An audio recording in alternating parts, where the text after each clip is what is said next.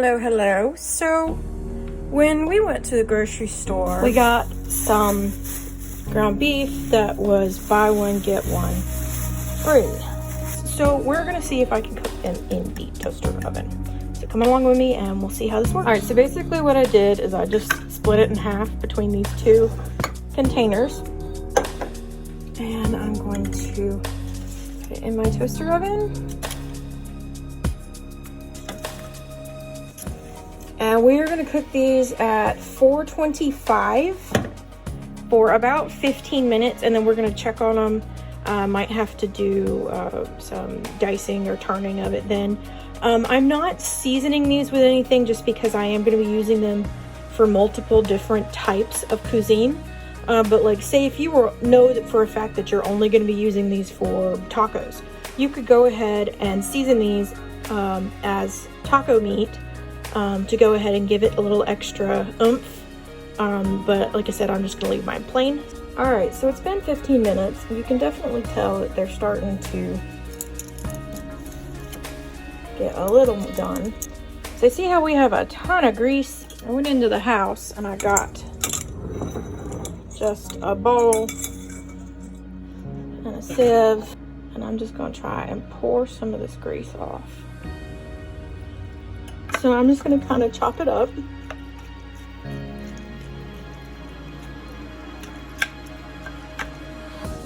And I probably need both of my hands for this. So I'm just going to chop this one up, drain the grease off of that one into here like we did with this one, and chop it up, and I will be back. All right, so the recipe that I saw said to put them in for another 15 minutes, but I don't really think they're going to need that long because this one was just a little pink throughout. And this one didn't have hardly any pink in it at all.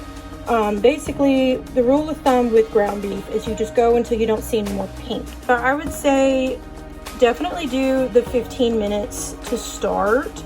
And then afterwards, just check it every 5 minutes or so until you don't have any pink remaining in your beef. And then we're gonna drain it thoroughly. So I'll be back once this is done. All right, so it's been another 5 minutes. Kind of see, yeah, there's no pink at all left in any of these. I am noticing it looks kind of pink on my phone for some reason, but rest assured these are all very brown. So what I'm gonna do is I'm just gonna dump them into this bowl. And this is why I love my mitt, because I can just pick up the whole thing and not worry about it. So basically, I'm just gonna let this sit here and drain. You never want to pour grease down a drain, ever. So I always drain mine into a bowl, and then once it sets, I can just throw it away. But you wanna let this cool completely. There is going to be some carryover heat that is going to do some extra cooking while it's sitting here.